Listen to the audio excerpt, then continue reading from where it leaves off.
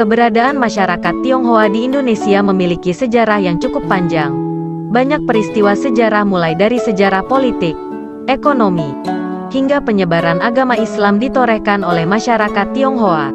Tidak heran apabila banyak bangunan bernuansa Tionghoa bertebaran di berbagai daerah di Indonesia. Benda-benda yang mengandung nilai sejarah Tionghoa juga sudah memiliki museum yang secara khusus berisi perjalanan masyarakat Tionghoa di Indonesia. Saat ini di Indonesia setidaknya ada 7 museum yang sudah dikenal menyimpan informasi dan benda-benda koleksi masyarakat Tionghoa. 7 museum tersebut adalah Museum HK Indonesia, Benteng Heritage, Museum Pustaka Peranakan Tionghoa, Museum Sejarah Etnis Tionghoa di Indonesia, Museum Situs Kota Cina, Museum Guest House and Creative Space-nya Lasem, dan Chong A V Mansion. 7 museum tersebut memang sudah dikenal di Indonesia. Namun dalam video ini, kita tidak membahas 7 museum tersebut. Kali ini yang akan dibahas adalah sekelumit tentang gambaran sebuah museum Tionghoa yang baru saja diresmikan setahun yang lalu atau lebih tepatnya pada tanggal 19 Februari tahun 2022, yaitu Museum Tionghoa Sukabumi. Museum Tionghoa Sukabumi menempati gedung Perhimpunan HK Sukabumi di Kompleks Danalaga Square Jalan Pajagalan Kelurahan Nyomplong Kecamatan Warudoyong Kota Sukabumi. Pendirian Museum Tionghoa di Kota Sukabumi bukan tanpa sebab. Perjalanan sejarah masyarakat Tionghoa di Kota Sukabumi memiliki durasi waktu yang lumayan lama sehingga banyak tinggalan benda sejarah yang perlu ditempatkan dalam sebuah museum. Wali Kota Sukabumi kala itu sependapat dengan pendirian Museum Tionghoa. Selain menjadi bagian dari pelestarian sejarah Kota Sukabumi, Museum Tionghoa juga setidaknya menambah destinasi wisata baru Kota Sukabumi. Peresmian Museum Tionghoa Sukabumi dilakukan oleh Wali Kota Sukabumi Ahmad Fahmi pada hari Sabtu tanggal 19 Februari tahun 2022.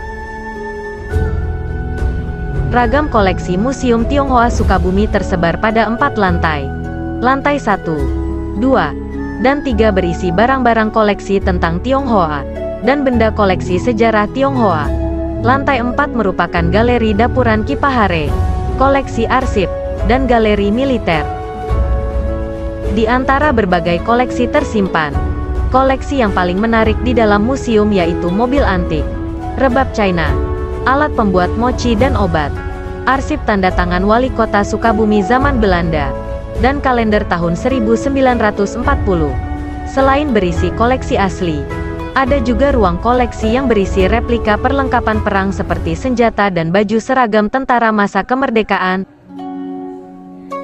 Koleksi replika tersebut menurut pemandu pernah dipergunakan sebagai bagian dari pembuatan film bertema perjuangan di Kota Sukabumi.